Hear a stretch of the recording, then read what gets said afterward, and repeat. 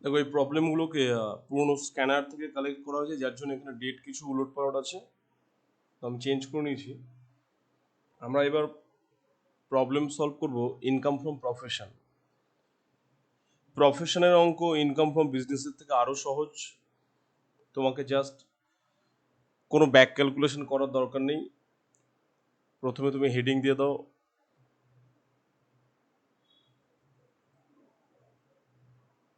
Professional receipts,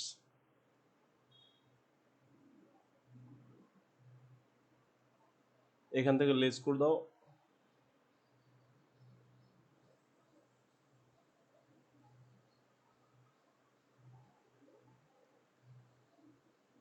admissible বা allowed expenses.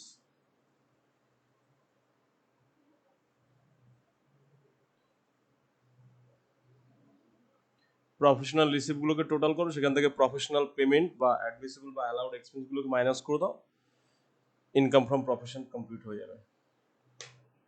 কিছুই নেই, দেখো প্রথমে আছে doctor Gyan, a medical practitioner furnishes the following receipts and payments account for the previous year. দেখো এর আগে আমাদের যখন ইনকাম ফ্রম বিজনেস কমপ্লিট করছিলাম তখন দেওয়া ছিল কি প্রফিট অ্যান্ড লস অ্যাকাউন্ট, এখানে দেখো রিসিপ্ট পেমেন্ট দেওয়া আছে।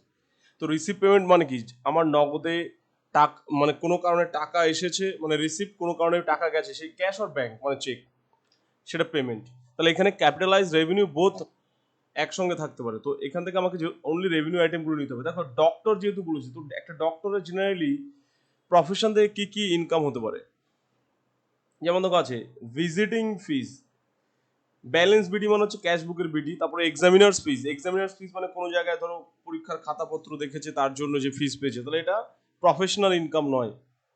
ভিজিটিং ফিজ, তাহলে ডক্টরের কাছে লোকে ভিজিট করে এর জন্য ফিজ দেয়, এটা income from profession.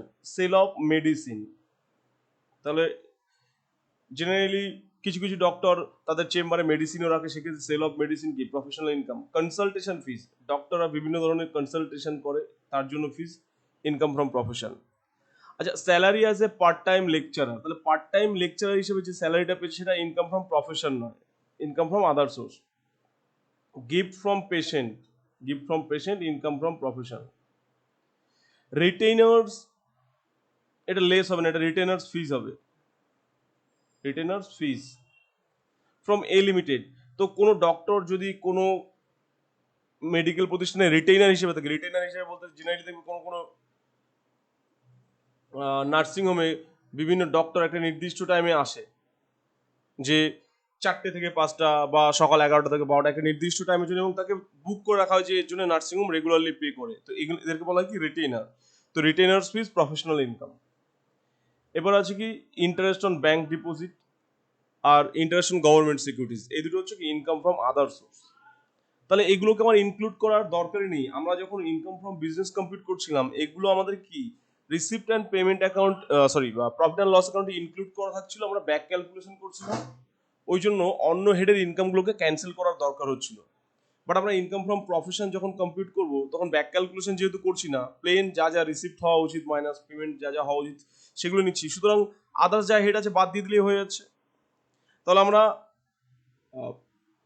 Professional receipt কি কি পেলাম, visiting fees, sale of medicine, consultation fees, salary of a part time, sorry gift from gift receive from patients, retainers fees from a limited.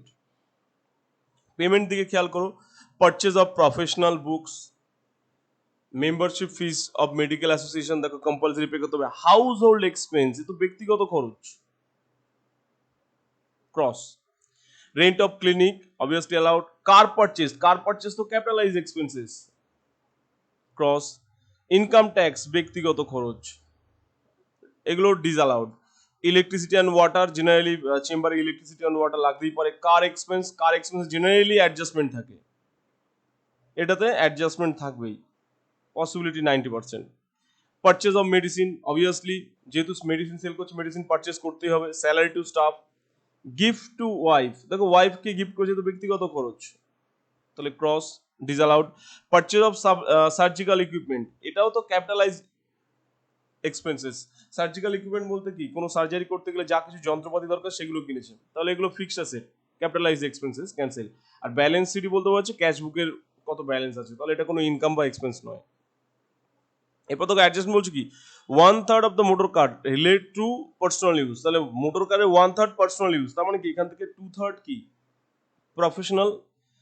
1/3 of the motor car relates to his personal use, motor কারে 1/3 personal, তাহলে 2/3 কি হবে professional.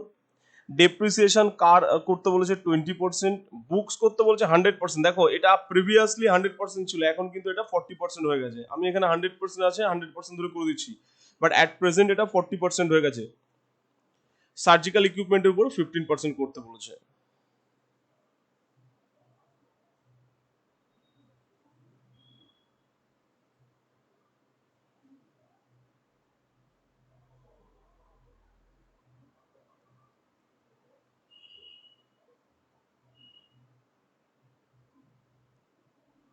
এবার এটা হয়ে যাবে,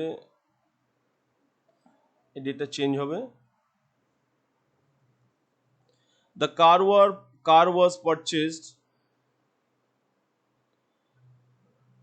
the car was purchased of Dr. Gan for the assessment year 2019-20 আছে, এটা চেঞ্জ হয়ে যাবে 2021 to 2022।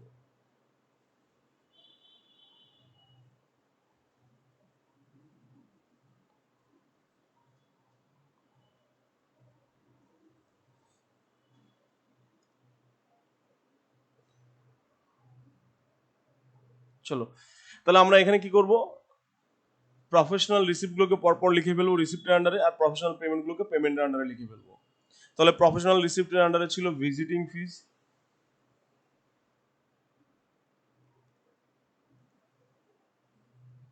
Sell of medicine,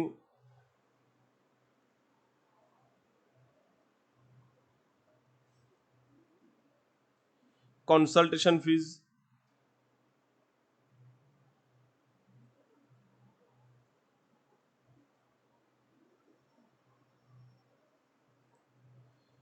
gift from patients,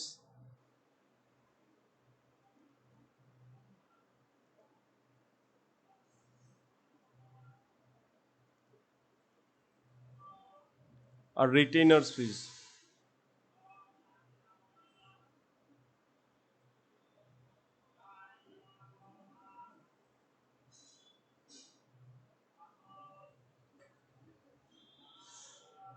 Visiting fees 1,20,000, sale of medicine 2,40,000,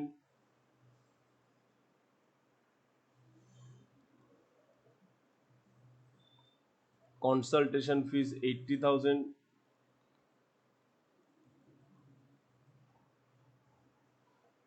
gift from patient 20,000,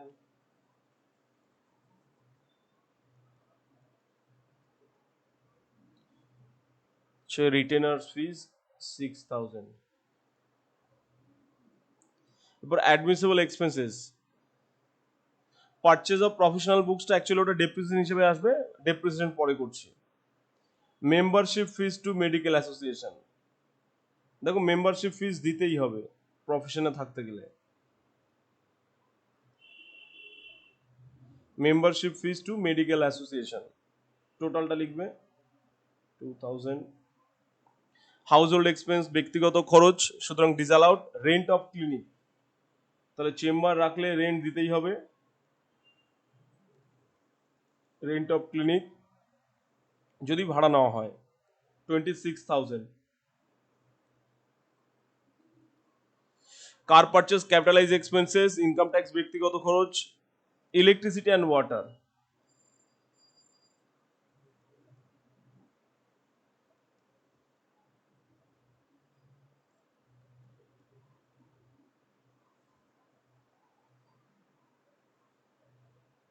8,000।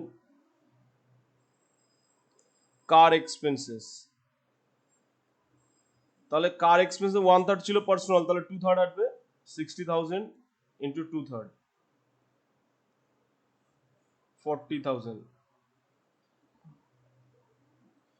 Purchase of medicine,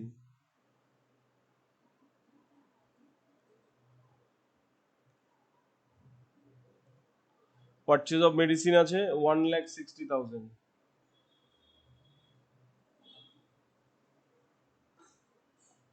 salary to staff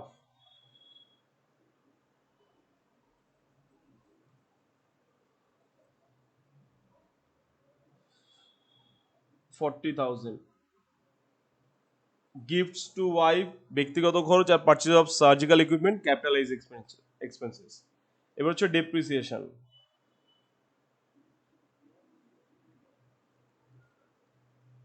depreciation কি কি আছে? কার,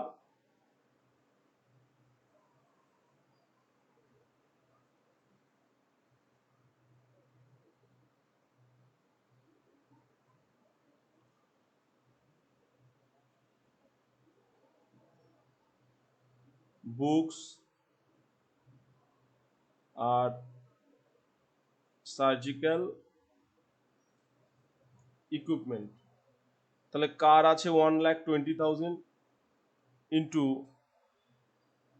20% into 2/3, যেহেতু কারের 1/3 private use ছিল, 1,20,000 ইন্টু 20% ইন্টু 2/3, 16,000। বুকস যেহেতু 100% বলেছে তাহলে পুরো 20,000 হয়ে যাবে। বর্তমানে বুকস কিন্তু 40% মনে রাখবে। আর সার্জিক্যাল ইকুইপমেন্ট হচ্ছে 60,000 ইন্টু 15%।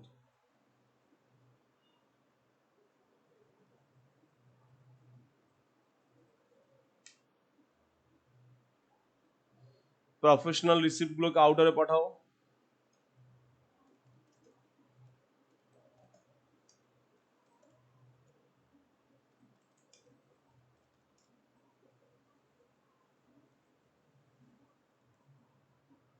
4,66,000।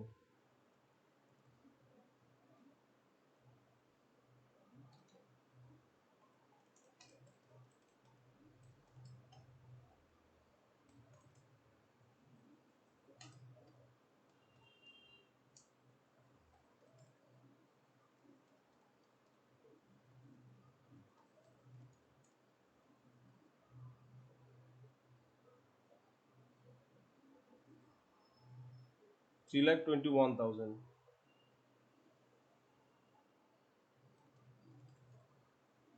1,45,000।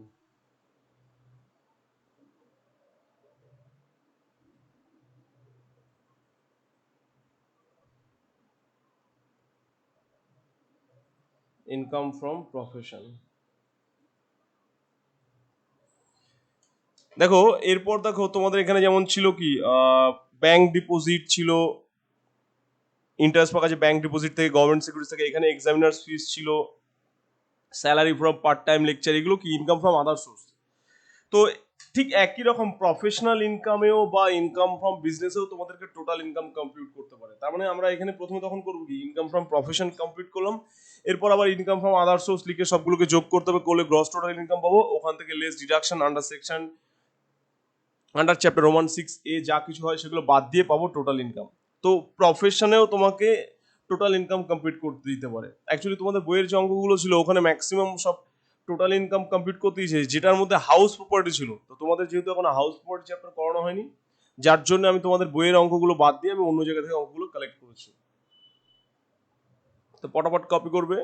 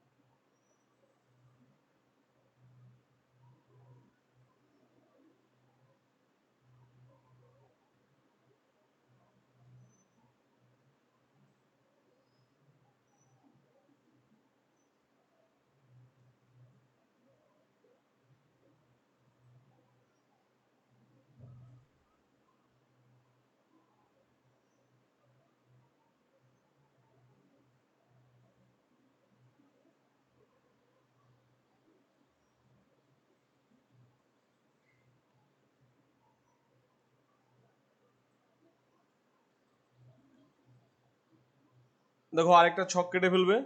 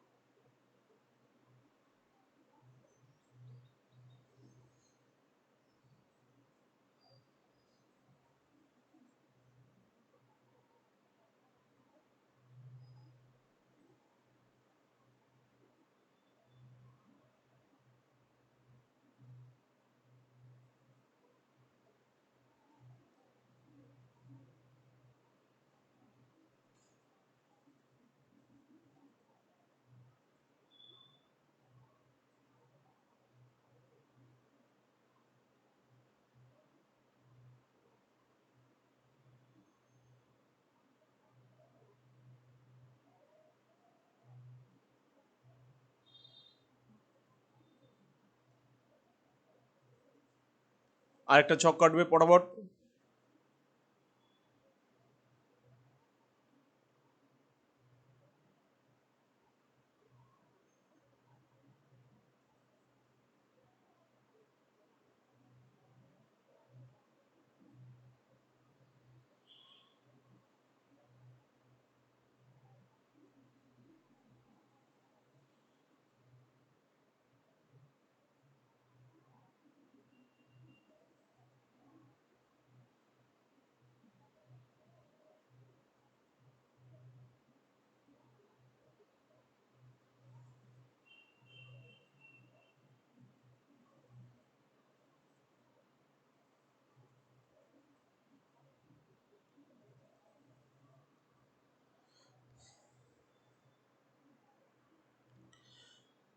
দেখো এই প্রবলেমটা কি আছে, from the following receipts and payments submitted by doctor Shekhar Roy Chowdhury. তাহলে শেখর রয় চৌধুরীর আমরা হিসাব দেখছি। Medical practitioner compute professional income, এখানেও ইনকাম ফ্রম প্রফেশন কম্পিউট করতে দিয়েছে। তাহলে ছকের উপরে হেডিং দিয়ে দেবো computation of income from profession of doctor Shekhar Roy Chowdhury for the assessment year 2021 to 2022 relating to the previous year 2022-2021। দেখো কি আছে, কনসালটেশন ফিস, তাহলে এটা কি professional income, visiting fees professional income, dividend from dividends, এটা ইনকাম ফ্রম আদার সোর্স, তাহলে cancel. Surgical fees income from profession. এদিকে দেখো electricity of the chamber obviously কি allowed, life insurance premium disallowed কারণ ব্যক্তিগত খরচ, cost of medicine allowed, purchase of TV, TV স্থায়ী সম্পত্তি capital expenditure cancel, rent of chamber allowed. Next দেখো respect কি আছে, ইন্টারেস্ট অন ফিক্সড ডিপোজিট, এটাও তো কি income from other source, cancel. Gift from patients professional receipt, sale of medicine professional receipt.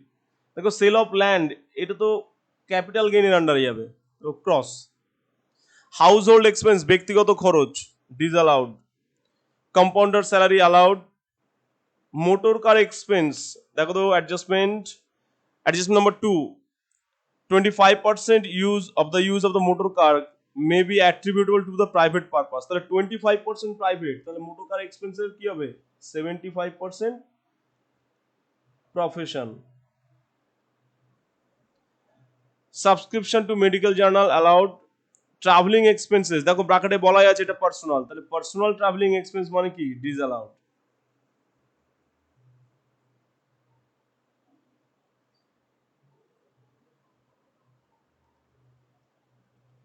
তাহলে প্রথমে আমরা প্রফেশনাল রিসিপ্ট গুলোকে লিখে ফেলবো। তাহলে প্রথমে আছে কি কনসালটেশন ফিজ,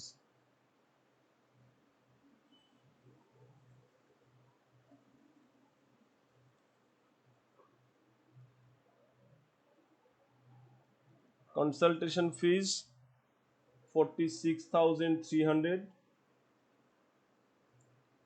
ভিজিটিং ফিজ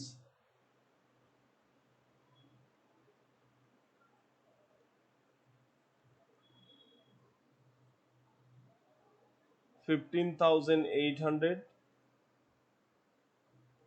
এরপর হচ্ছে কি সার্জিক্যাল ফিজ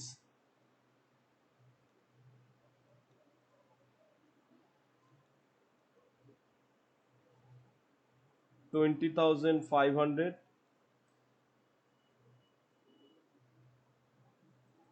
নেক্সট আছে কি gift from patients,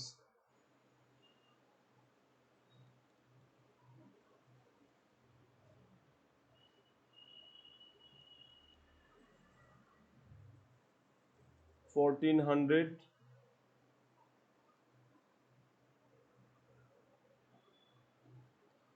Sale of medicine,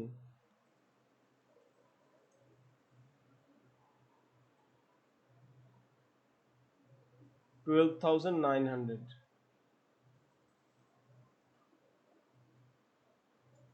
এরপর দেখবো প্রফেশনাল এক্সপেন্স কি কি আছে। প্রথম কথা আছে কি ইলেকট্রিসিটি অফ দ্য চেম্বার বলাই আছে, তাহলে নিতে হবে।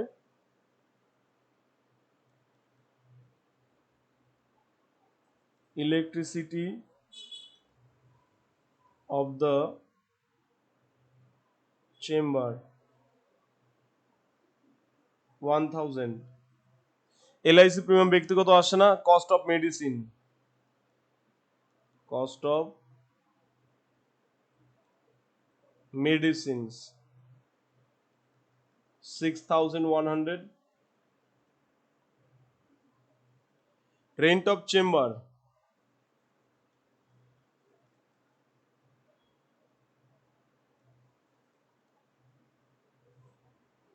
$6,600।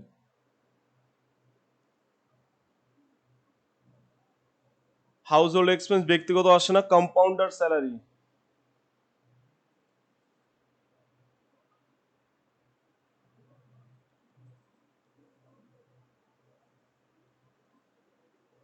$9,600।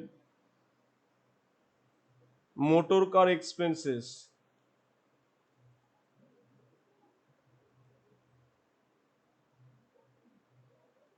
10,000 into 75%, 7,500।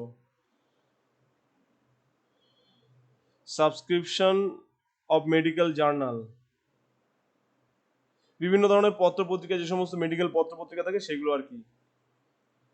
Subscription of medical journal,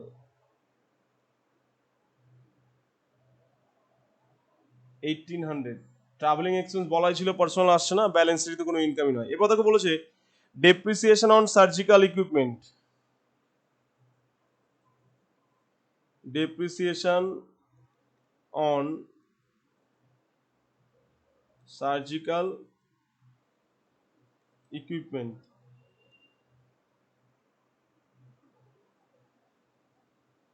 4,500।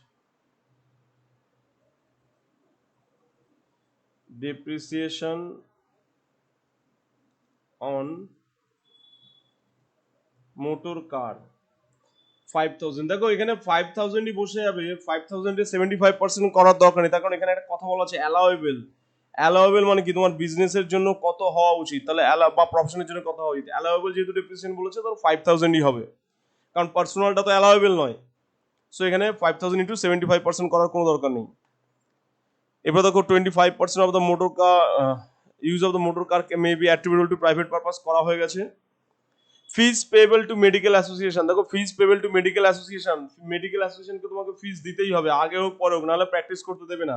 সুতরাং এটা অ্যাক্রুয়াল বেসিস অনুযায়ী নিয়ে নেওয়া হচ্ছে। ফিজ পেবল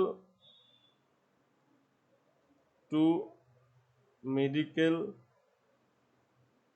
অ্যাসোসিয়েশন,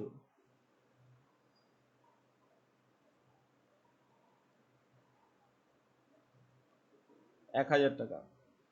দেওয়া হয়নি তো কি হচ্ছে, পরে তো দিতেই হবে, নাহলে প্র্যাকটিস করতে হবে না। সুতরাং এটা কি অ্যাক্রুয়াল বেসিস অনুযায়ী নেওয়া হলো। নেক্সট আছে কি প্রফেশনাল ট্যাক্স পেবেল। দেখো প্রফেশনাল ট্যাক্স যদি ডিউ থাকে তাহলে ডিডাকশন অ্যাভেলেবেল নয়। এটা যদি প্রফেশনাল ট্যাক্স পেইড হতো অবভিয়াসলি অ্যালাওয়েবল এক্সপেন্স বা অ্যাডমিসেবল এক্সপেন্সের মধ্যে আসতো, কিন্তু প্রফেশনাল ট্যাক্স যেহেতু পেবেল আছে, দেওয়া হয়নি এখনো, দেবে ফিউচারে, সুতরাং প্রফেশনাল ট্যাক্স ডিডাকশন হিসেবে আসবে না, প্রফেশনাল ট্যাক্স এক্সপেন্সের আন্ডারে আসবে না, যেহেতু পেবেল বাকি রয়েছে। প্রফেশনাল ট্যাক্স অবশ্যই ক্যাশ বেসিস হতে হবে। ফিজ পেয়েবল টু মেডিকেল অ্যাসোসিয়েশন তুমি অ্যাক্রোর বেসিস অনুযায়ী নিতে পারো, বাট প্রফেশনাল ট্যাক্সের ক্ষেত্রে অ্যাক্রুড বেসিস অ্যালাউয়েবল নয়। এটা যদি তুমি পে করো তবেই তুমি অ্যালাউয়েবল ডিডাকশন পাবে, পে যদি না করো তাহলে পাবে না। তাহলে রিসিপ্ট এবং পেমেন্টগুলোকে যোগ করে ফেলবে। 6,300 plus 15,800 plus 20,500 plus 1,400 plus 12,900,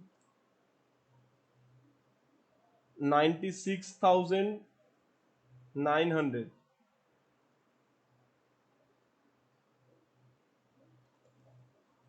1,000 plus 6,100 plus 6,600 plus 9,600 plus 7,900 plus 18,000 plus 8,000 plus 30,000 plus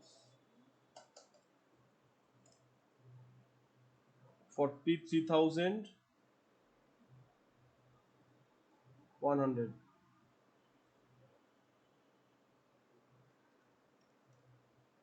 তাহলে 53,800।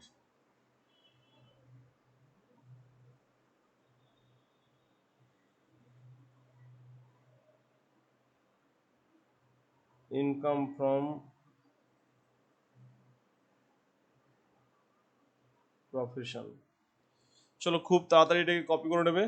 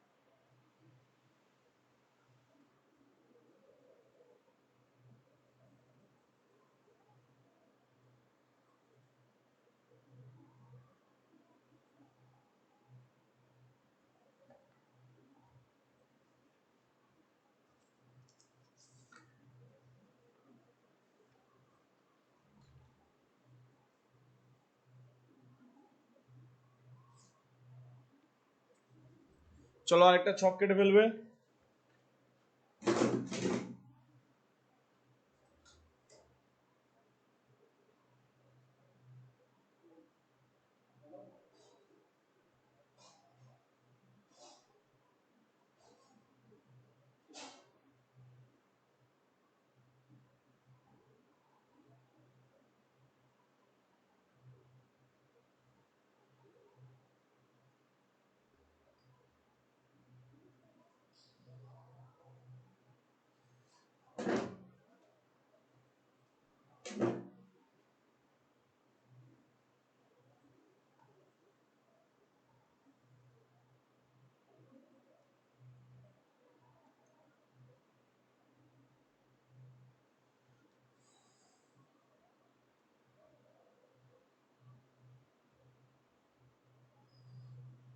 দেখো এই প্রবলেমটাতে টোটাল ইনকাম কমপ্লিট করতে দিয়েছে।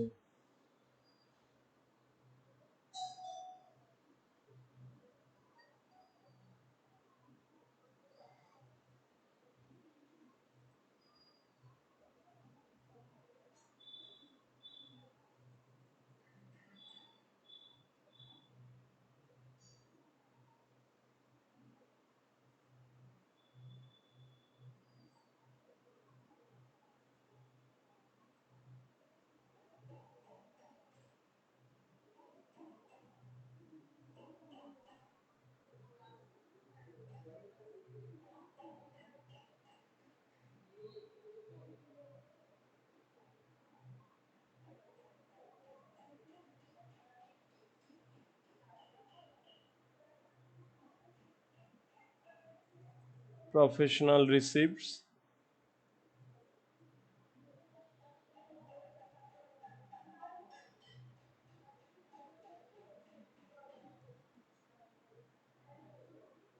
admissible expenses.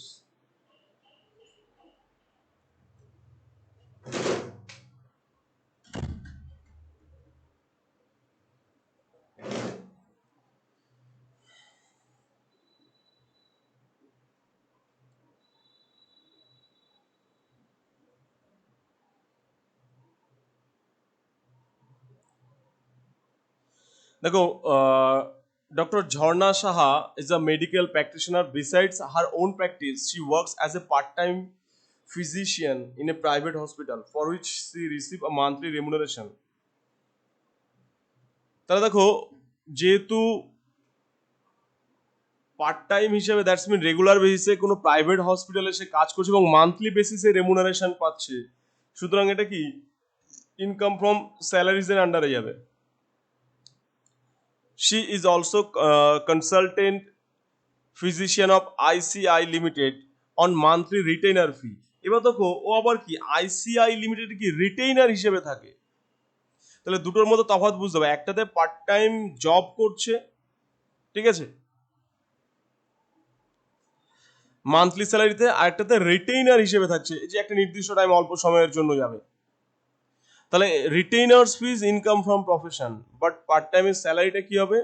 এবারে পার্ট টাইমের উপর আবার ডিপেন্ড করে যে কতটা টাইম যাচ্ছে। যদি রেগুলার বেসিসে ধরো দিনে যেমন 6 ঘন্টা 7 ঘন্টা থাকতে হয়, সেই অনুযায়ী যদি মান্থলি বেসিস স্যালারি পায় সেক্ষেত্রে ইনকাম ফ্রম স্যালারি। বাট কখনো কখনো যায় কখনো যায় না, এরকম কেস হলো ইনকাম ফ্রম আদার সোর্স। যেহেতু মান্থলি স্যালারি রেমুনারেশন আছে, তো আমরা এটাকে ইনকাম ফ্রম স্যালারি হিসেবে ট্রিট করবো। তারপর হচ্ছে কি, the doctor maintains record of আর রিসিপ্টস অ্যান্ড পেমেন্ট। ওর রিসিপ্ট এবং পেমেন্টের লিস্ট তোমাদেরকে দিয়ে দিয়েছে। তো আমাদের দেখো, যেহেতু ইনকাম ফ্রম স্যালারি আছে, তাহলে আমরা উপরে যে হেডিং ছিল computation of professional income, heading change করে লিখবে কম্পিউটেশন অফ টোটাল ইনকাম।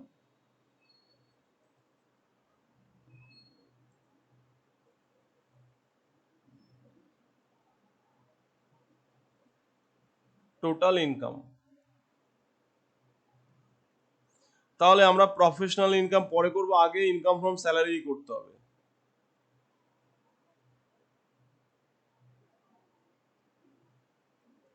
তাহলে heading A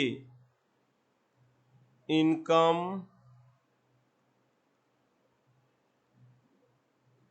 from salary.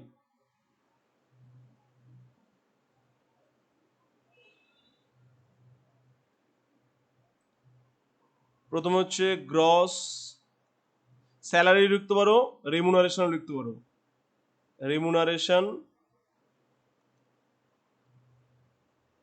Receipt. এবার দেখো, এখানে তো কোনো অ্যালাউন্স ফ্যালাউন্স কিছুই বলা নেই, আমাদেরকে কোনো ঝামেলাই করতে হবে না। তাহলে এখানে রেমুনারেশন কত পেয়েছে দেখো, 24,000।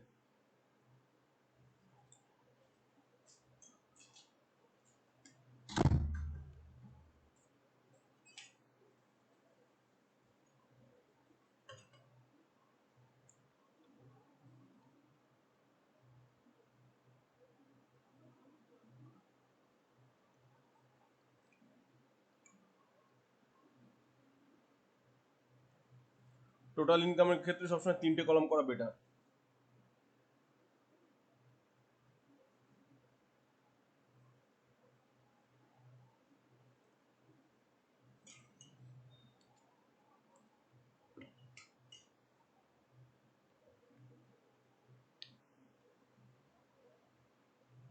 এবার এখান থেকে লেস হবে ডিডাকশন,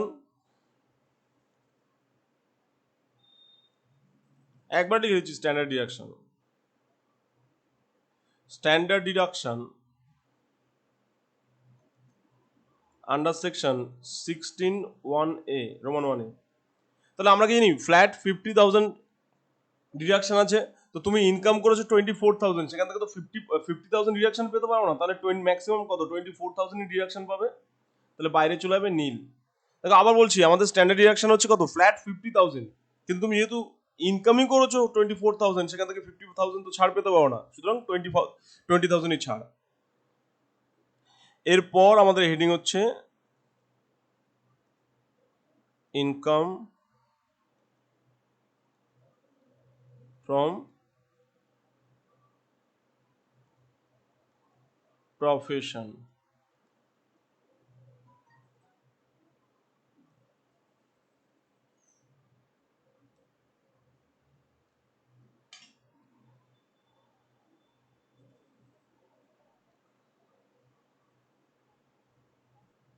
A professional receipts এখান থেকে লেস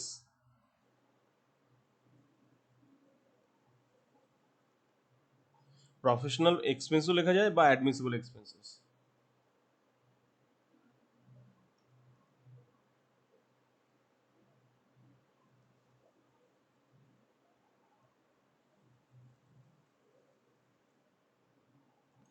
প্রথমে দেখো আছে কি কনসালটেশন ফিজ,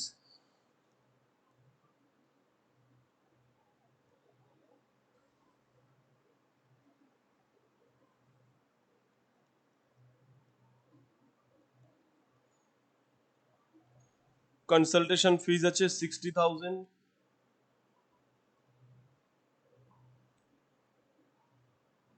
তারপর হচ্ছে retainers fees,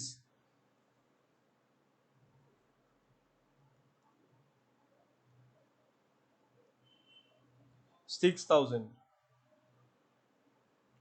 R interest on bank deposit এটা চলে যাবে কোথায়? ইনকাম ফ্রম আদার সোর্সে। নেক্সট এক্সপেন্সের মধ্যে আছে কি rent and electric charge of the click, rent and electric charges of the clinic 12,000। Telephone charges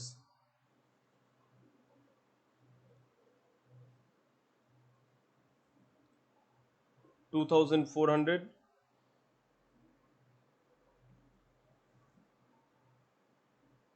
আচ্ছা হবে না, এখানে দেখো একটা জিনিস বলা আছে 20% of the use of car and the telephone is attributable to personal and private purpose। তাহলে এখানে টেলিফোন চার্জে 80% হবে 2,400, যেহেতু 20% পার্সোনাল হচ্ছে তাহলে 80% হবে 24,000 into 80%, sorry 2,400 into 80%,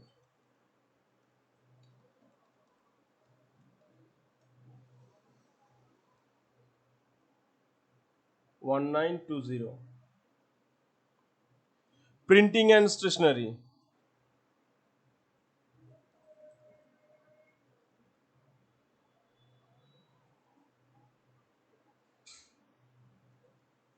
printing and stationery 500।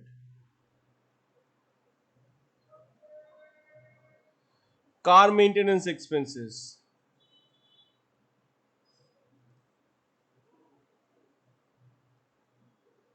তাহলে কার মেইনটেনেন্স এক্সপেন্সে কত আসবে? 80% আসবে 12,000 into 80%,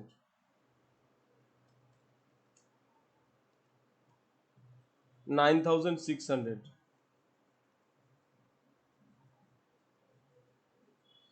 wages of clinic assistant, wages of clinic assistant 3,600।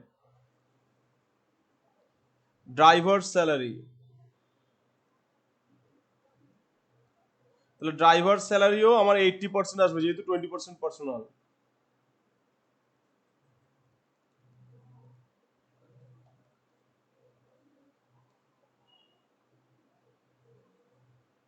Two double eight zero.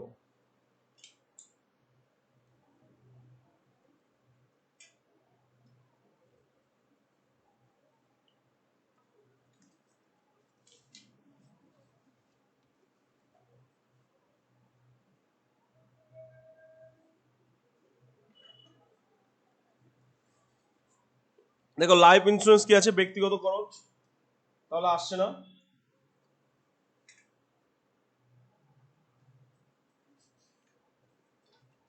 Next হচ্ছে adjustment, the written down value of the car and furniture of the clinic.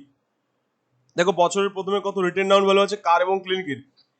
25,000 and 3,000। Respectively. তাহলে তোমাকে কার এবং furniture দিয়ে দিয়েছে, তার কত ভ্যালু আছে সেটাও বলে দিয়েছে। তো জেনারেলি কারের ডেপ্রিসিয়েশন হয় 15%,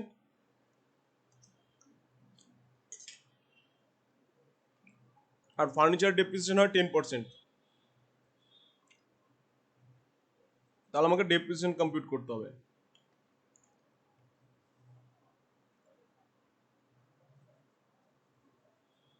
depreciation of car 25,000 into 15% into 80% হবে, যেহেতু 20% পার্সোনাল ছিল।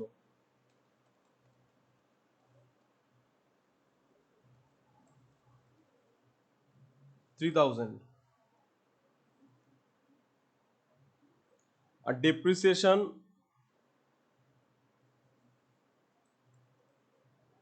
অফ ফার্নিচার, তাহলে ফার্নিচার আছে হচ্ছে 3,000,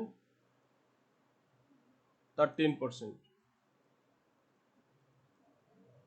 300।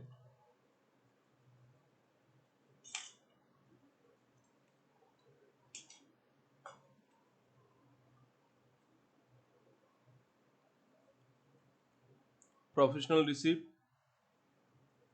66,000।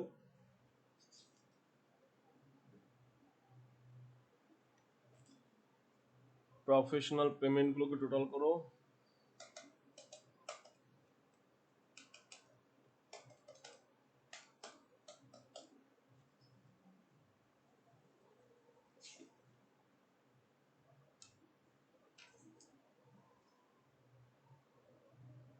$500 plus 9,600 plus 3,600 plus 2,080 plus 3,000 plus 300,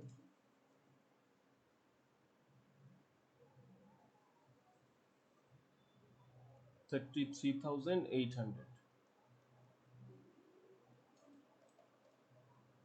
তাহলে আউটরে আছে 32,200।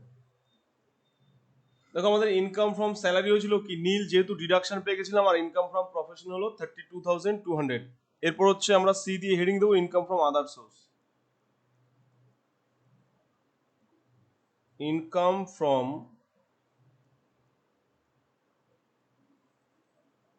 আদার সোর্সেস, এটার আন্ডার কি যাবে? একটাই যাবে, দেখো ইন্টারেস্ট অন ব্যাংক ডিপোজিট ছিল।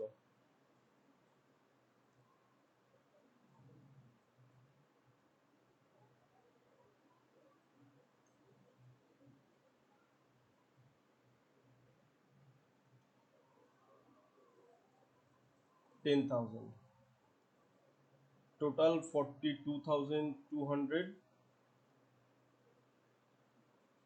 এটা আমাদের কি হচ্ছে গ্রস টোটাল ইনকাম।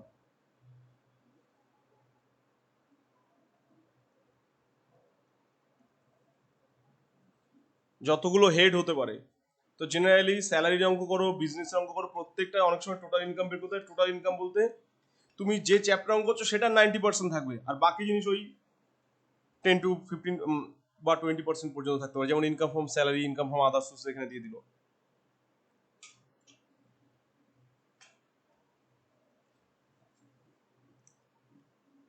আর একবার দেখে নাও প্রথম থেকে। প্রথমে ছিল আমাদের income from salary, gross remuneration বা স্যালারি রিসিভ 24,000। এবার স্ট্যান্ডার্ড ডিডাকশন দিয়েছিলাম কত? 24,000। অ্যাকচুয়ালি স্ট্যান্ডার্ড ডিডাকশন আমাদের ফ্ল্যাট 50,000, কিন্তু 24,000 ইনকাম করতে 50,000 ডিডাকশন পাওয়া যেতে পারে না, ওই জন্য ডিডাকশন হয়েছিল 24,000। এরপর আমরা ইনকাম ফ্রম প্রফেশন করলাম কিভাবে? প্রথমে প্রফেশনাল রিসিভ, ওখান থেকে লেস অ্যাডমিসিবল এক্সপেন্সেস করে আমরা ইনকাম ফ্রম প্রফেশন পেলাম। আর ইন্টারেস্ট অন ব্যাংক ডিপোজিট যেটা ছিল সেটা আদার সোর্স, তাহলে ওটাকে ইন্টারেস্ট অন ব্যাংক ডিপোজিটে পাঠিয়ে দিলাম। এবার এখান থেকে লেস ডিডাকশন হবে, গ্রস টোটাল ইনকাম থেকে লেস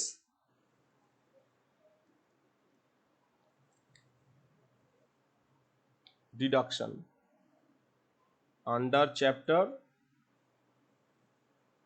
রোমান 6A। তাহলে এটার আন্ডারে প্রথমে থাকে কি 80C। 80C তে যায় এমন কিছু কি ছিল একটু দেখো তো।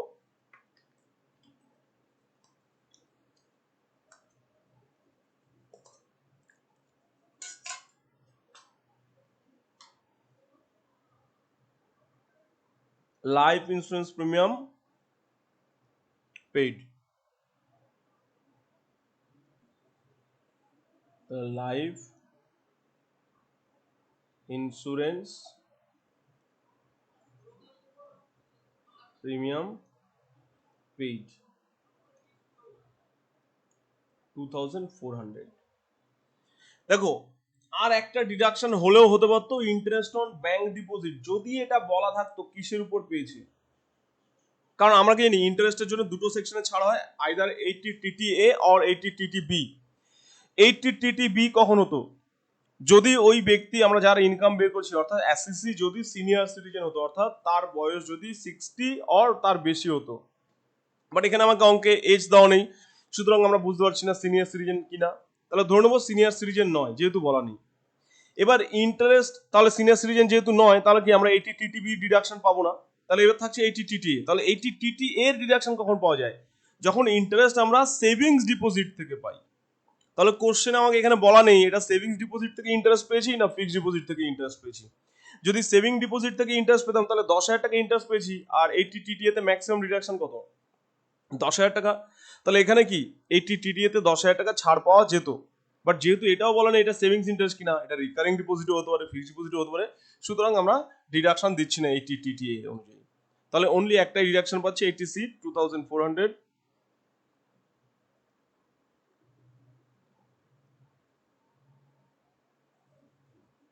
তাহলে এখান থেকে মাইনাস গুলো থাকছে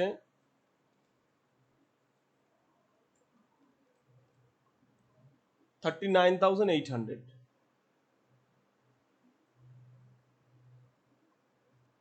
টোটাল ইনকাম। এবার দেখো এই কোশ্চেনটা এখানে অ্যাকচুয়ালি এগুলো অনেক আগের কোশ্চেন, পুরোনো স্ক্যানার থেকে তোলা। তো অ্যাট দ্যাট টাইমে কনসালটেশন ফিস 60,000, তারপরে স্যালারি রিসিভ 24,000, এগুলো ঠিক ছিল। তো বর্তমানে যেহেতু এগুলো চেঞ্জ হয়ে গেছে, বর্তমান সিচুয়েশনে যে অঙ্ক ইনভ্যালিড হয়ে যাচ্ছে, তার কারণ আমরা কি জানি এখানে কোশ্চেন বলছে দেখো ট্যাক্স লাইবিলিটি কমপ্লিট করতে বলেছে। তাহলে কোনো ব্যক্তির ইনকাম যদি 2.5 লাখ টাকা বা তার নিচে হয় তাহলে তো তাকে ট্যাক্স দিতে হয় না, সুতরাং এখানে ট্যাক্স লাইবিলিটি নীল হয়ে যাচ্ছে, আমাকে ট্যাক্স লাইবিলিটি কমপ্লিট করতে হচ্ছে না। মানে এখানে কোশ্চেন অনুযায়ী চেঞ্জ হয়ে যাচ্ছে, নিচে লিখতে একটা নোট লিখে দেওয়া যায় যেহেতু ইনকাম 2.5 লাখ টাকার কম, সুতরাং কোনো ট্যাক্স লাইবিলিটি অ্যারাইজ হচ্ছে না ডিউরিং দ্য ইয়ার বা ফর দ্য ইয়ার 2020-21। যাদের এখনো কপি করতে বাকি আছে একটু তাড়াতাড়ি তুলে নেবে।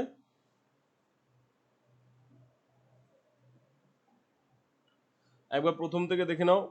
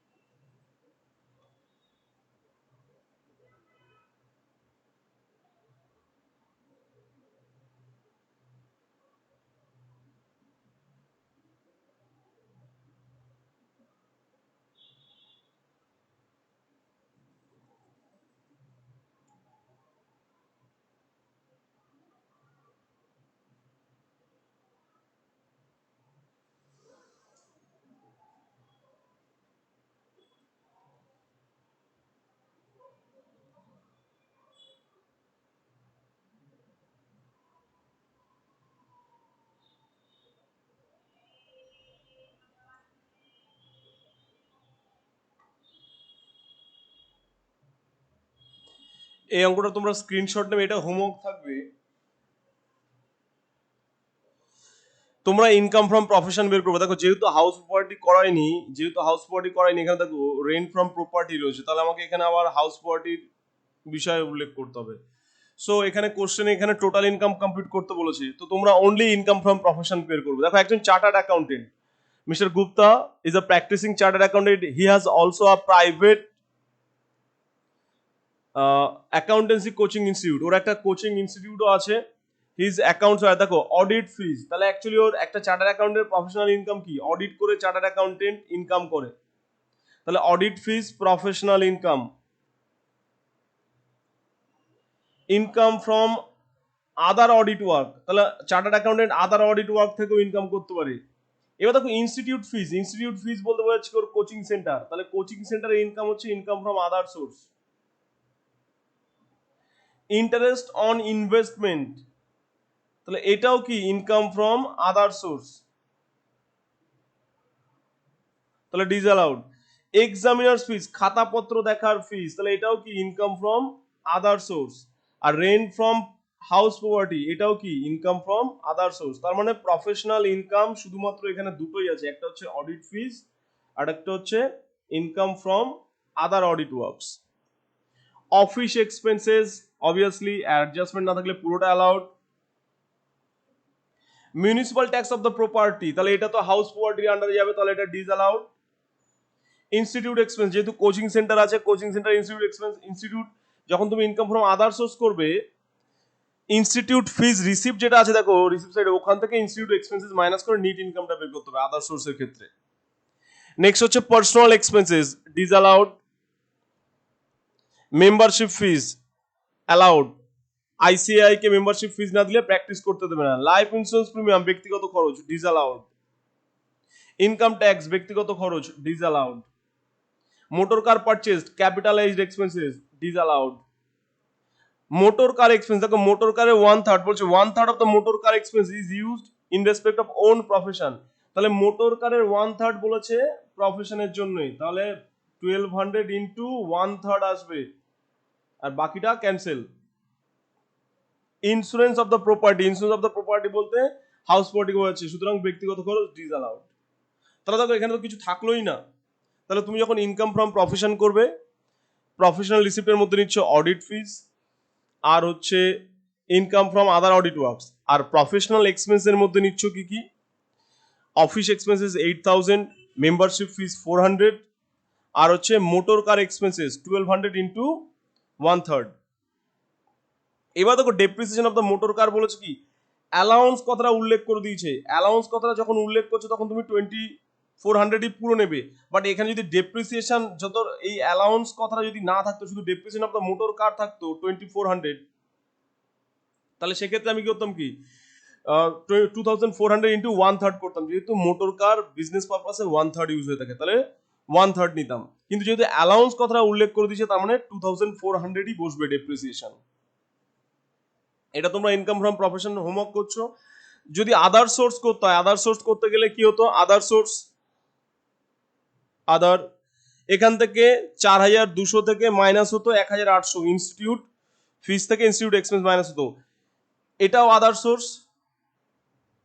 এটা কি হতো? 15500 ইন্টু তোমার 22.5% টিডিএস আছে, তাহলে 100/77.5 হয়ে যেত, এটাকে 100% কনভার্ট করতে হবে। এক্সামিনার্স ফিস আদার সোর্স,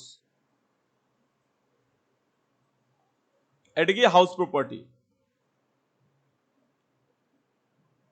এবার দেখো এক্সামিনার্স ফিস অঙ্কে অনেক সময় দেওয়া থাকবে, যে অ্যান্সার শিট পেয়েছিল সেই অ্যান্সার শিটগুলোকে পাঠানোর এক্সপেন্সেস, তাহলে অ্যান্সার শিট পাঠানোর যদি কোনো এক্সপেন্স থাকতো তাহলে এই এক্সামিনার্স ফিস থেকে লেস হয়ে যেত। তাহলে যেহেতু হাউস প্রপার্টি করায়নি, সুতরাং টোটাল ইনকাম কমপ্লিট করা যাচ্ছে না, মানে পরবর্তীকালে আবার করাবো হাউস প্রপার্টি শেখানোর পরে। এই ধরনের অঙ্ক তোমাদের বইয়ে ম্যাক্সিমাম অঙ্ক আছে কি উইথ হাউস প্রপার্টি। তাহলে এগুলো ছিল income from profession. Income from profession computation একদম সহজ, টোটাল ইনকাম করতে দিল, আগের অঙ্কটা করলাম দেখলে, ওইভাবেই করতে হবে। তোমাকে থাকবে কি ম্যাক্সিমাম প্রফেশনাল ইনকামের সঙ্গে থাকে হাউস প্রপার্টি আর আদার সোর্স। কোনো হাউস প্রপার্টি থাকতেও পারে নাও থাকতে পারে, but income from other source generally থাকে। অ্যাকচুয়ালি এখানে হাউস প্রপার্টিতে খুব বেশি কিছু করতে হবে না, তোমার কি করতে হবে, এই 8000 আছে তোমাদের যদি 12 এর নলেজ মনে থাকে, 8000কে আমার গ্রস অ্যানুয়াল ভ্যালু ধরতে হবে, যেহেতু আদার্স কোনো ইনফরমেশন নেই।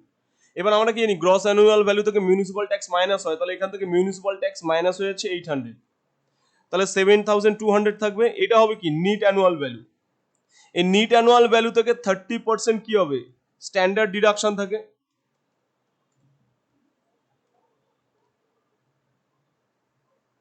2160। তাহলে অ্যাকচুয়ালি কি ইনকাম ফ্রম হাউস প্রপার্টি হবে 5040। তাহলে যদি তোমাদের কারো টোটাল ইনকাম কমপ্লিট করার ইচ্ছা এটা করে দিতে পারো। প্রথমে ইনকাম ফ্রম হাউস প্রপার্টি, সেখানে লিখে দিলে গ্রস অ্যানুয়াল ভ্যালু বলে 8000 যেটা রেন্ট রিসিপ্ট ছিল, ওখান থেকে less municipal tax paid 800, minus করে যেটা হবে সেটা নিট অ্যানুয়াল ভ্যালু 7200। এবার ওখান থেকে স্ট্যান্ডার্ড ডিডাকশন যেটা ছিল, স্ট্যান্ডার্ড ডিডাকশন যদি 12 এর নলেজ তোমাদের একটু মনে থাকে, স্ট্যান্ডার্ড ডিডাকশন 30% দিলে যেটা থাকছে 5040, এটা হচ্ছে কি ইনকাম ফ্রম হাউস প্রপার্টি। তারপর ইনকাম ফ্রম প্রফেশন করে দিও, তারপর ইনকাম ফ্রম আদার সোর্স, টোটালটা যোগ করলে হয়ে যাবে কি গ্রস টোটাল ইনকাম। এবার এখান থেকে দেখবে 80 কোনো ছাড় আছে কিনা, এক্সপেন্সের মধ্যে খেয়াল করো, personal expense, life insurance premium, তাহলে এটা 80 আছে। যদি টোটাল ইনকাম বের করো তাহলে এই 80 তে এটা ছাড় পাবে, আর কোনো কিছু ছাড় নেই।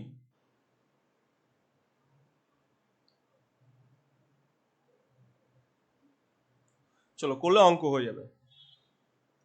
তাহলে এটা গেল ইনকাম ফ্রম প্রফেশন।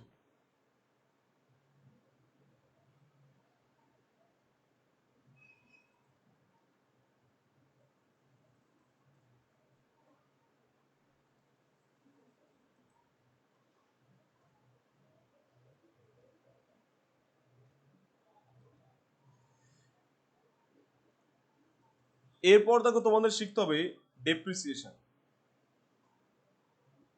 ডেপ্রিসিয়েশন বলতে অ্যাকচুয়ালি ইনকাম ফ্রম বিজনেসের মধ্যেই আছে। আমরা যে ডেপ্রিসিয়েশন করছি ফিক্সড অ্যাসেট, এই ফিক্সড অ্যাসেটের ডেপ্রিসিয়েশন নিয়ে তোমাদের ছোট অঙ্ক হয় 5 নম্বরে। অ্যাকচুয়ালি ডেপ্রিসিয়েশন অ্যালাউন্স দেওয়া হয় আন্ডার সেকশন হচ্ছে সেকশন 32 অনুযায়ী ডেপ্রিসিয়েশন অ্যালাউন্স দেওয়া হয়। এবার দেখো ডেপ্রিসিয়েশন কোন কোন বিষয়ের উপর দেওয়া হয়। ডেপ্রিসিয়েশন তোমার ট্যানজিবল অ্যাসেটেরও হতে পারে,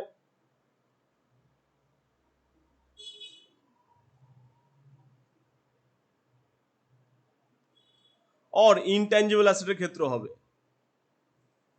আমরা অ্যাকাউন্টেন্সি যখন করি তখন ইনট্যাঞ্জিবল অ্যাসেটের ক্ষেত্রে ডেপ্রিসিয়েশন শব্দ ইউজ করি না, either amortisation or return of use করি।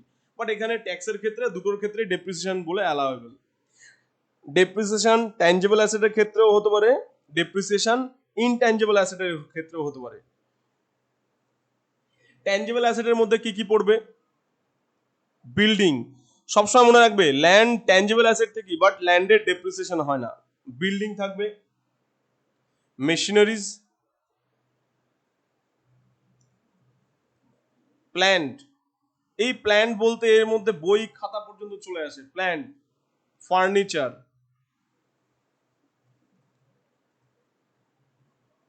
এটসেট্রা। তাহলে বিল্ডিং, মেশিনারি, প্ল্যান্ট, ফার্নিচার যদি কোনো অ্যাসেসিট থাকে তাহলে তার উপর সে ডেপ্রিসিয়েশন ক্লেম করতে পারে। এবার যদি সে ক্লেম না করে তাহলে কিছু করার নেই। দ্যাটস মিন সে তার পিএল যদি না দেখায় তাহলে ইনকাম ট্যাক্স কর্তৃপক্ষ বলবে না যে বসাও। এটা তোমাকে দেখাতে হবে। তোমার যদি এই ট্যাঞ্জিবল অ্যাসেটগুলো থাকে তুমি ডেপ্রিসিয়েশন দাবি করতে পারো। ইনট্যাঞ্জিবল অ্যাসেটের মধ্যে থাকছে know how, patents, copyrights,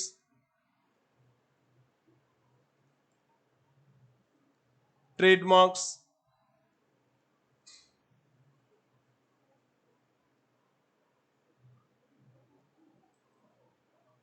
various licences. তারপর ধরো বিভিন্ন ফ্র্যাঞ্চাইজিস থাকে না, ফ্র্যাঞ্চাইজিস নিয়ে নিল, বা আদার যে সমস্ত রাইটস, মানে অ্যাকচুয়ালি কন্ট্রাকচুয়াল যে সমস্ত অ্যাসেট থেকে থাকে, আদার টেকনিক্যাল রাইটস। তাহলে যদি কোনো অ্যাসেসি তার বিজনেসের জন্য ট্যাঞ্জিবল আর ইনট্যাঞ্জিবল অ্যাসেট ইউজ করে থাকে, সেটা বিল্ডিং হতে পারে, মেশিনারি হতে পারে, প্ল্যান্ট হতে পারে, ফার্নিচার হতে পারে, বা ইনট্যাঞ্জিবল অ্যাসেট ইউজ করে, সেটা know how, patent, copyright, trademarks, licence, franchises বা আদার্স কোনো কন্ট্রাকচুয়াল অ্যাসেট যদি ইউজ করে থাকে, তার জন্য সে ডেপ্রিসিয়েশন ক্লেম করতে পারে। তাহলে ডেপ্রিসিয়েশন কখন সে ক্লেম করতে পারবে? 1 নম্বর হচ্ছে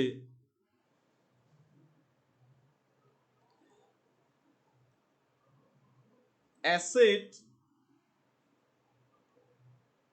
must be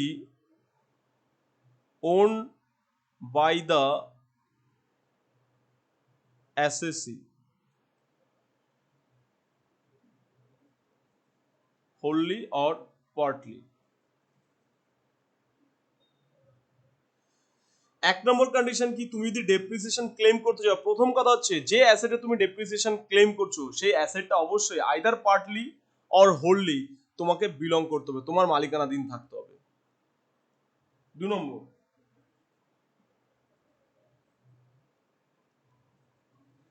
the asset must be used for business or profession। তাহলে যে অ্যাসেটে তুমি ডেপ্রিসিয়েশন ক্লেম করছো সেই অ্যাসেট অবশ্যই কি বিজনেস বা প্রফেশনে ইউজ হতে হবে। আর 3 নম্বর,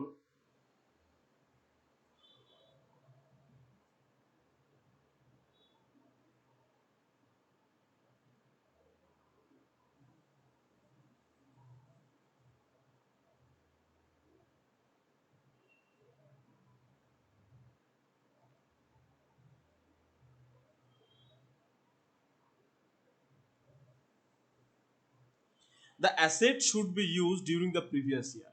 যদি এই তিনটে কন্ডিশন ফুলফিল করে then you can claim deduction for depreciation for your tangible or intangible asset which ever you are using. দেখো তাহলে আবার বলছি, একটা অ্যাসেসি যদি ট্যাঞ্জিবল বা ইনট্যাঞ্জিবল অ্যাসেট ইউজ করে তার বিজনেস আর প্রফেশন পারপাসে, তাহলে সে ডেপ্রিসিয়েশন ক্লেম করতে পারে। তো ডেপ্রিসিয়েশন ক্লেম করার জন্য নিচের তিনটে শর্ত অবশ্যই ফুলফিল করতে হবে। Asset must be owned by the assessee wholly or partly. যে অ্যাসেটের তুমি ডেপ্রিসিয়েশন ক্লেম করতে চাইছো, যে ডেপ্রিসিয়েশন হবে, সেই অ্যাসেটটা অবশ্যই অ্যাসেসির মালিকানাধীন হতে হবে, সেটা ফুললি হতে পারে পার্টলিও হতে পারে।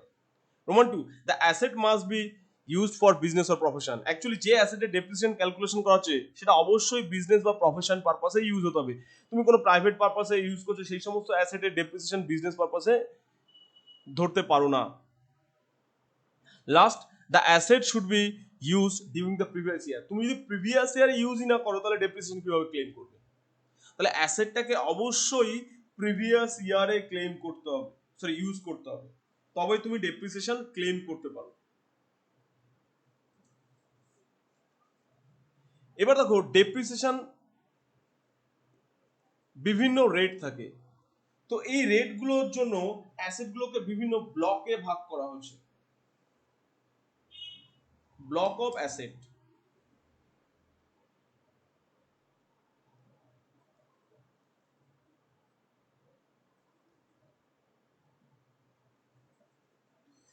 ব্লক অফ অ্যাসেট বলতে কি হচ্ছে, block of asset means same category of assets বা group of assets of same category having same rate of depreciation. Block means a group of assets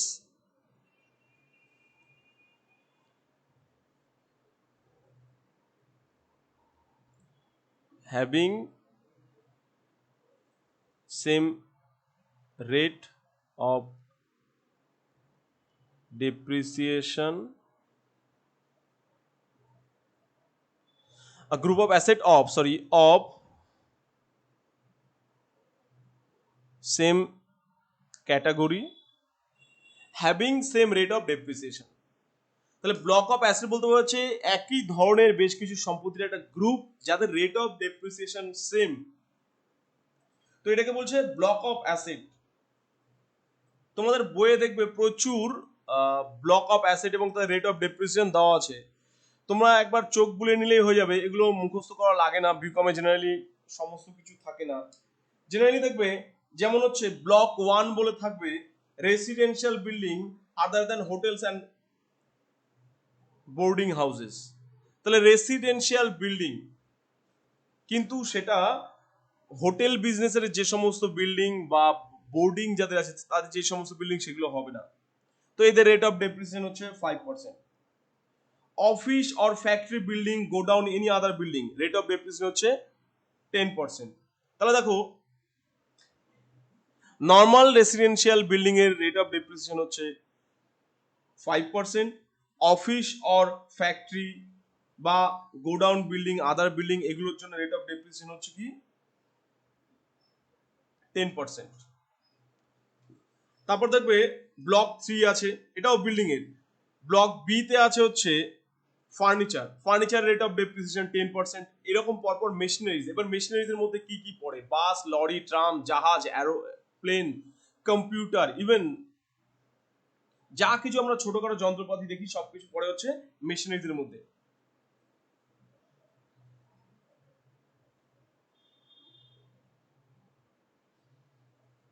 তো জেনারেলি ছোটখাটো যে সমস্ত গাড়ি থাকে, তারপরে ছোটখাটো মেশিনারিজ এর নর্মাল ডেপ্রিসিয়েশন হচ্ছে 15%। এছাড়া 20, 30, 40% আছে। তোমরা একটু জাস্ট লিস্টটা পড়ে নেবে, কোন অ্যাসেটের কত রেট অফ ডেপ্রিসিয়েশন সবকিছু দেওয়া আছে। এবার কথা হচ্ছে ডেপ্রিসিয়েশন কিভাবে কম্পিউট করা হয়।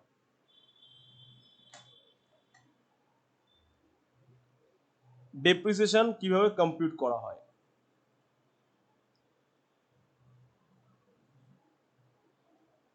Computation of depreciation allowance. প্রথম কথা হচ্ছে তোমাকে দেখতে হবে written down value WDV of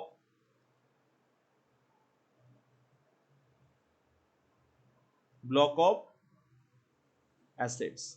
block of assets কেন লিখলাম? তুমি কখনোই ফার্নিচারের ডেপ্রিসিয়েশনের সঙ্গে মেশিনারি ডেপ্রিসিয়েশন একসঙ্গে প্লাস মাইনাস করে করতে পারবে না। প্রত্যেক ব্লককে আলাদা আলাদা করে করতে হবে। অর্থাৎ মেশিনারিজ, আবার মেশিনারিজ ধরো তোমার কাছে দুটো ব্লকের মেশিনারিজ আছে। দুটো ব্লক মানে কি দুটো আলাদা গ্রুপের মেশিনারিজ আছে। একটার উপর রেট অফ ডেপ্রিসিয়েশন 15%, আবার কম্পিউটারের উপর যেমন হচ্ছে 40%। তাহলে দুটোকে একই সঙ্গে তুমি ডেপ্রিসিয়েশন কমপ্লিট করতে পারছো না, প্রত্যেক ব্লক অনুযায়ী আলাদাভাবে করতে হবে। ওই জন্য আমি লিখলাম কি ডব্লিউডিবি অফ ব্লক অফ অ্যাসেটস। তোমার যদি 40% রেট অফ মেশিন ডেপ্রিসিয়েশনের যে সমস্ত মেশিনারি সেগুলো থাকে, তাদের যে সমস্ত ডব্লিউবি আছে। যদি তোমার ফার্নিচার থাকে তাহলে ফার্নিচার ডব্লিউডিবি কি আছে? তাহলে অন 1 এপ্রিল 2020, যেহেতু তোমাদের প্রিভিয়াস ইয়ার 2020, এর সঙ্গে অ্যাড করতে হবে অ্যাড কস্ট অফ অ্যাসেট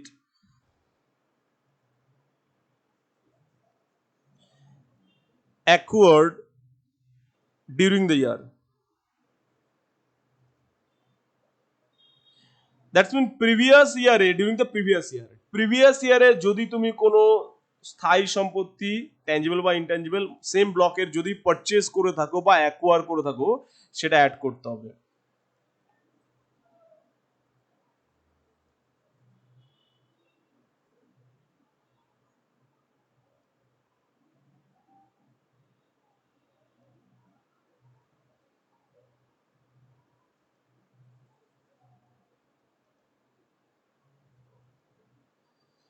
এখান থেকে লেস করতে হবে সেলস কনসিডারেশন। অর্থাৎ ডিউরিং দ্য ইয়ার তুমি যদি কোনো অ্যাসেট সেল করে থাকো, আর দেখো এখানে আমি লিখেছি সেল কনসিডারেশন, আমরা কিন্তু রিটেন ডাউন ভ্যালু লিখিনি। আমরা যখন অ্যাকাউন্টেন্সিতে করি, অ্যাকাউন্টেন্সির ক্ষেত্রে কি আমরা অ্যাসেটের রিটেন ডাউন ভ্যালু মাইনাস করি যেটা বিক্রি করেছি, বাট ট্যাক্সের দৃষ্টিভঙ্গিতে রিটেন ডাউন ভ্যালু নয়। তুমি যে দামে বিক্রি করছো সেটা যদি অ্যাসেটের থেকে বেশি দাম হয় বেশি হবে, যদি কম দাম হয় কম হবে। তো যে দামে অ্যাসেটটাকে তুমি বিক্রি করলে বা এক্সচেঞ্জ করলে, সে এটা এরকমই নয় যে বিক্রি করতে হবে তুমি ওল্ড মেশিনের বদলে নিউ মেশিন নিলে, সে যে ভ্যালুতে তুমি এক্সচেঞ্জ করছো। ওই জন্য বলছো sale consideration of asset during the year. Previous ইয়ারে কোনো অ্যাসেটকে যদি তুমি ট্রান্সফার করো, তার যা সেল কনসিডারেশন হবে সেটাকে মাইনাস করতে হবে। করলে আমরা যেটা পাবো সেটা হচ্ছে ডব্লিউডিভি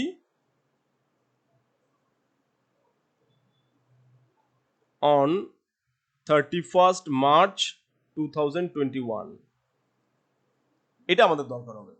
তাহলে আমাদের কি ডেপ্রিসিয়েশন কমপ্লিট করতে হবে সবসময় ডব্লিউডিবি এর উপরে। কোন WDV? WDV at the end of the year. তবে যদি সারা বছর কোনো অ্যাসেটের চেঞ্জ না হয় তাহলে WDV at the beginning of the year আর WDV at the end of the year same থাকবে। সেই ক্ষেত্রে কি ওপেনিং ব্যালেন্সের উপরেই ডেপ্রিসিয়েশন হচ্ছে। যদি সারা বছর কোনো অ্যাসেট পারচেজও না করা হয়, সেলও না করা হয়, সেক্ষেত্রে কি অ্যাসেট যেহেতু আনচেঞ্জ থাকছে, ওপেনিং ক্লোজিং ব্যালেন্স সেম থাকছে, তো ওপেনিং এর উপরে ডেপ্রিসিয়েশন হচ্ছে, তার কারণ ওপেনিংটাই ক্লোজিং। তো ন্যাচারালি তোমাকে ক্লোজিং ডব্লিউডিবি বের করতে হবে। কি করে? না প্রথমে ওপেনিং ডব্লিউডিবি, তার সঙ্গে দেখতে হবে কি অ্যাড, যদি সেম ব্লকের অ্যাসেট পারচেজ করি অ্যাড হবে, তাহলে add cost of asset acquire during the year, এটার পর যদি ডিউরিং দ্য ইয়ার কোনো অ্যাসেট ট্রান্সফার করি বা সেল করি, তার যে সেল কনসিডারেশন হচ্ছে, রিটেন ডাউন ভ্যালু নয় কিন্তু, 12 মনে রাখবে, সেল কনসিডারেশন, সেই যত টাকাই সেল কনসিডারেশন পুরোটা এখান থেকে লেস হবে, বিয়োগ করে যেটা থাকছে সেটাকে বলছে ডব্লিউডিবি অন 31st March 2021। এই ডব্লিউডিবির উপরে ডেপ্রিসিয়েশন কমপ্লিট হবে। সবসময় মনে রাখবে ডব্লিউডিবির উপর ডেপ্রিসিয়েশন কমপ্লিট হবে ঠিকই, তাহলে এই ডব্লিউডিবিটাকে দুটো পার্টে ভাগ করতে হবে, একটা হচ্ছে নিউ অ্যাসেটস, একটা হচ্ছে ওল্ড অ্যাসেটস। তার কারণ আমি যেহেতু কিনেছিলাম, যদি না কিনি তাহলে নিউ কিছু থাকছে না, যদি কিছু কিনে থাকি তাহলে নিউ অ্যাসেট। খেয়াল রাখতে হবে নিউ অ্যাসেট যদি 180 দিনের কম ইউজ হয়,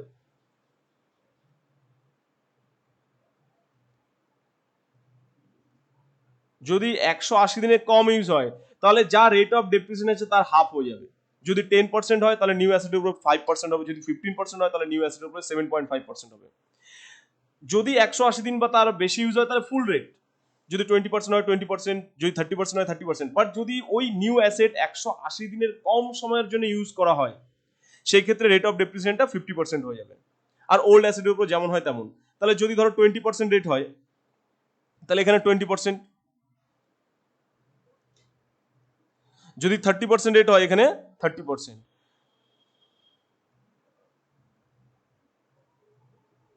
আর use greater than equal to 180 days, তাহলে যদি use greater than equal to 180 days হয় তাহলে যদি 20% হয় 20%, যদি 30% হয় 30%। বাট যদি ইউজ লেস দ্যান 180 ডেজ হয় তাহলে 20% এর সময় হবে কি, হাফ হয়ে যাবে, 10% হয়ে যাবে। 30% এর সময় হয়ে যাবে কত, 15%।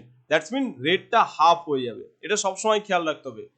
সবসময় যদি এটা খেয়াল রাখতে হবে, আমার ক্লোজিং ডব্লিউডিবি এর মধ্যে আগে নিউ অ্যাসেটকে আলাদা করতে হবে। নিউ অ্যাসেট যদি 180 দিনের কম ইউজ হয় তাহলে তার উপর ডেপ্রিসিয়েশন হাফ হয়ে যাবে রেট, আর যদি 180 দিন বা তার বেশি ইউজ হয় তাহলে ফুল রেটে ডেপ্রিসিয়েশন হবে, আর ওল্ড অ্যাসেটের উপরে ফুল রেটে ডেপ্রিসিয়েশন হবে। এবার দেখো আরেকটা জিনিস সবসময় খেয়াল রাখতে হবে, ডেপ্রিসিয়েশন তখনই তুমি চার্জ করতে পারো, এই দুটোর যে কোনো একটা যদি এমটি হয়ে যায় ডেপ্রিসিয়েশন চার্জ হবে না। Block of assets, block of assets একটা শব্দ, ইজ এমটি।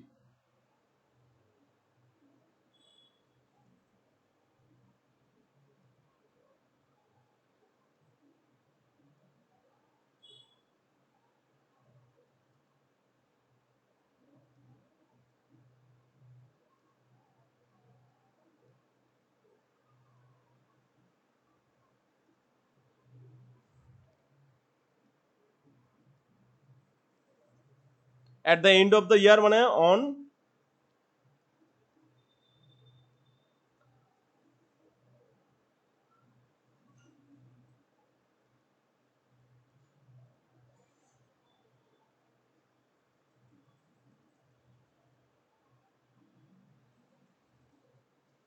যদি এই দুটোর কোনো একটা শর্ত ফুলফিল করে তাহলে কোনো ডেপ্রিসিয়েশন চার্জ হবে না।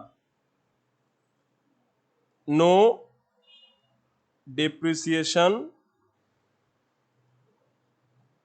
will be charged। যদি either block of asset empty হয়ে যায় or written down value nil হয়ে যায়, সেক্ষেত্রে কোনো ডেপ্রিসিয়েশন চার্জ হবে না। আবার বলছি, যদি ব্লক অফ অ্যাসেট এমটি হয়ে যায়, যদি ব্লক অফ অ্যাসেট এমটি হয়ে যায় অর রিটেন ডাউন ভ্যালু যদি নীল হয়ে যায় at the end of the ইয়ার, তাহলে কোনো ডেপ্রিসিয়েশন চার্জ হবে না। ব্লক অফ অ্যাসেট এমটি বলতে পারছি কি, ধরো তোমার তিনটে সম্পত্তি আছে, এ বি সি, তিনটে অ্যাসেট আছে, তুমি তিনটেকেই বিক্রি করে দিলে, তাহলে যদি তিনটে অ্যাসেটই বিক্রি হয়ে যায় তোমার কাছে কি কোনো অ্যাসেটই তো এক্সিস্ট করছে না, দ্যাটস মিন কি block of asset is empty, no depreciation will be charged. Or ধরো তোমার কাছে এ বি সি তিনটে মেশিন আছে, এ বি সি তিনটে মেশিন আছে, এ বি সি তিনটে মিলিয়ে ধরো 50,000 টাকা ভ্যালু, তুমি শুধুমাত্র এ কে বিক্রি করলে 50,000 টাকাতে, শুধু এ তে বিক্রি করলে 50,000 টাকাতে, তাহলে তোমার এখানে নীল হয়ে গেল। বি সি, দেখো বি আর সি অ্যাসেট এক্সিস্ট করছে, এ কে বিক্রি করলে 50,000 টাকায়, বি এবং সি কিন্তু অ্যাসেট এক্সিস্ট করছে, কিন্তু তোমার রিটেন ডাউন ভ্যালু কি হয়ে যাবে, নীল হয়ে যাবে। তো রিটেন ডাউন ভ্যালু যদি নীল হয়ে যায়, তার কারণ দেখো আমাদের অ্যাসেট ডেপ্রিসিয়েশন কম্পিউটেশন করার কি ছিল, যে ডব্লিউডিবি বছরের প্রথমে ডব্লিউডিবি, তার সঙ্গে যদি বছরে আমি এই বছর যদি কোনো অ্যাসেট পারচেস করি অ্যাড হবে, মাইনাস হবে কি সেল কনসিডারেশন। তাহলে কোন অ্যাসেট বিক্রি করছি, কমে বিক্রি করছি না বেশিতে বিক্রি করছি দেখে লাভ নেই, কি দামে ট্রান্সফার বা বিক্রি হচ্ছে সেই দামটাই লেস হবে। তো এবিসি, এখানে আমার উদাহরণে এবিসি 3টে অ্যাসেট হতে পারে 50,000 টাকা, কিন্তু ওর মধ্যে এ যদি শুধু 50,000 টাকাতে বিক্রি হয়ে যায় বেশি দামে, তাহলে আমার কি ব্লককে নীল করে দিচ্ছে। তো ব্লক অফ মানে ডব্লিউডিবি, সরি ব্লক না, ডব্লিউডিবি নীল হয়েছে। তো ডব্লিউডিবি যদি নীল হয়ে যায় তাহলে কোনো ডেপ্রিসিয়েশন হবে না। আবার যদি এবিসি 3টেকেই বিক্রি করি, ধরো এবিসি 3টেকেই বিক্রি করলাম মাত্র 40,000 টাকায়, তাহলে এখানে আমাকে কি এখনো 10,000 টাকা শো করবে? তাহলে এটার উপরেও কোনো ডেপ্রিসিয়েশন হবে না। তার কারণ কি, আমি অ্যাসেট 3টেকেই বিক্রি করে দিয়েছি, ব্লক অফ অ্যাসেট এমটি হয়ে যাচ্ছে। তাহলে either block of asset or written down value দুটোর কোনো একটা যদি নীল হয়ে যায় বা এমটি হয়ে যায়, তাহলে কোনো ডেপ্রিসিয়েশন চার্জ করা হবে না। তো ডেপ্রিসিয়েশন করার জন্য সবসময় মনে রাখতে হবে এইটুকু, এটাই তোমাদের কাজে আসবে। সব সময় একই লেখা হবে জেনারেলি। প্রথমে WDV of the asset at the beginning of the year, এখান থেকে লেস হবে কি, সরি অ্যাড হবে যদি কোনো অ্যাসেট সেম ব্লকের পারচেস করে ডিউরিং দ্য ইয়ার, ওখান থেকে লেস হবে সেম ব্লকের অ্যাসেট যদি বিক্রি করে ডিউরিং দ্য ইয়ার। করে আমরা ক্লোজিং ডব্লিউডিবি পাবো, ওই ক্লোজিং ডব্লিউডিবির উপরেই জেনারেলি ডেপ্রিসিয়েশন হয়। তবে ডিউরিং দ্য ইয়ার যদি কোনো নতুন অ্যাসেট কিনি, ওটাকে আমাকে আবার দুটো ভাগে ভাগ করতে হচ্ছে, new asset old asset. Old অ্যাসেটের উপর ফুল রেটে ডেপ্রিসিয়েশন হচ্ছে, নিউ অ্যাসেটের উপরে হাফ রেটেও হতে পারে, ফুল রেটেও হতে পারে। হাফ রেট কখন হবে, যদি অ্যাসেটটাকে 180 দিনের কম ইউজ করে থাকে। নেক্সট ভিডিওতে আমি তোমাদের ডেপ্রিসিয়েশনের অঙ্কগুলো সলভ করাবো। চলো আপাতত আজকের ক্লাস এই পর্যন্ত, চলো ফিনিশ।